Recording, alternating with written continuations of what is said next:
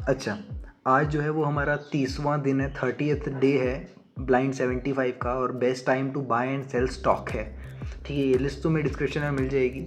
हमारा क्वेश्चन यहाँ से अराइज होता है। देखो सिंपल सा क्वेश्चन है, स्टॉक मार्केट में हम तब खरीदते हैं सामान, तब लगाते हैं पैसा जब माल सस्ता हो, और जैसे ही माल महंगा होता है उसको बेच देते हैं तो हमें प्रॉफिट मिलता है। ठीक है, ये काम चलता है। आजकल तो कुछ बटनों के क्लिक से ही हो रहा है ये काम, मगर देखते हैं चलो।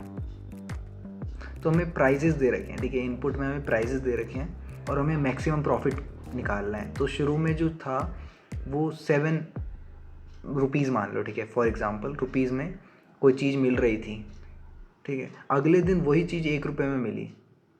तो एक बात हमें समझ में आती है कि दाम इतना, वही चीज़ जब सस्ते में मिल रही है तो अब ख़रीद लेते हैं, है ना। और बेचे कब? 5, 7, 6 पे बेचें। समझ में आ रहा है, क्योंकि सबसे ज़्यादा प्रॉफिट कहाँ होगा? बाकी बचे हुए दिन में जब रेट आएंगे तो उसी रेट पे बेचने पे, है ना। कुछ लोग क्या करते हैं यहाँ पे, अगले दिन का वेट करते, कहते 6 आ गया, चलो ठीक है अगले दिन 7 हो जाएगा तो मैक्सिमम प्रॉफिट, है ना। ऐसे मैं तुम्हें फैक्चुअल बता रहा हूँ। वैसे तो यहाँ इस पर्टिकुलर केस में 6 - 1 दैट इज़ आउटपुट 5 आएगा, तो प्रॉफिट 5 का हुआ। सेकंड केस पे देखो, यहाँ पे तुम प्रॉफिट ही नहीं होगा, यहाँ लॉस पे लॉस होगा, ठीक है। ऐसे केसेस भी होते हैं, तो स्टॉक में बहुत संभल के पैसा लगाना होता है। एनीवेज क्वेश्चन पे चलते हैं। पहले इस क्वेश्चन को थोड़ा एक्सप्लेनेशन दे देता हूँ मैं इसकी, फिर कोड पे आते हैं, ठीक है।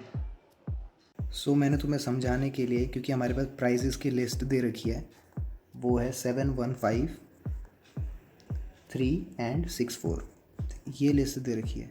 तो हमारा टाइम या डे जो है वो हमारा तो बढ़ता रहेगा, ठीक है। स्टार्ट हमारा मान लो कि यहाँ 7 है, फिर हम 1 पे आए, सेकेंड डे, थर्ड डे पे 5 तक पहुँचे, फिर 3 पे आए, ठीक है। जस्ट अंदाजे से बता रहा हूँ, 6 है यहाँ पे और 4 है यहाँ पे, ऐसा कुछ, ठीक है। तो हमारा स्लोप जो है वो शुरू में तो यहाँ पे था, यहाँ से नीचे आया, यहाँ से फिर ऊपर आया।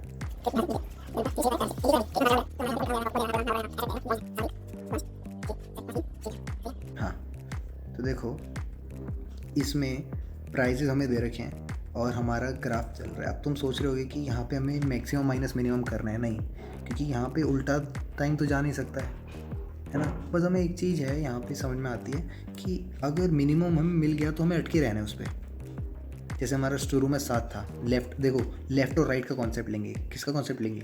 2 पॉइंटर का कॉन्सेप्ट लेंगे, ठीक है। 2 पॉइंटर में क्या होता है, मान लो कि मैं लेफ़्ट और राइट साइमल्टेनियसली 2 दिन बना लेता हूँ और एक डब्बा बना देता हूँ यहाँ पे हमारे पास मैक्सिमम प्रॉफिट रहेगा, ठीक है। प्रॉफिट तो हर दिन होगा, वो तो जैसे एक में से 7 गया तो नेगेटिव आ गया, वो तो अलग बात है। तो हमारे यहाँ पे लेफ़्ट और राइट आगे बढ़ते जाएंगे धीरे धीरे, ठीक है, एक एक करके। अगर 1 पे पहुँच के हमारा, जैसे मेरा लेफ़्ट बोला 7 है, अगला 1 है, तो ये तो मैक्सिमम हुआ नहीं, ठीक है। मैक्सिमम निकालना है मेरे को। इनिशियली मैं मैक्सिमम प्राइस को 0 मान लेता हूँ, है ना। तो -6 तो छोटा है 0 से, तो 0 ही रहा।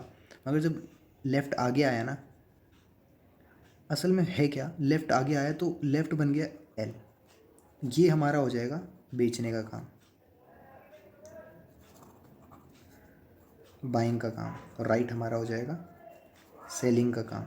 तो मुझे राइट को ऐसा ढूंढना है कि मेरा मुनाफा सबसे ज़्यादा हो, प्रॉफिट सबसे ज़्यादा हो, है ना।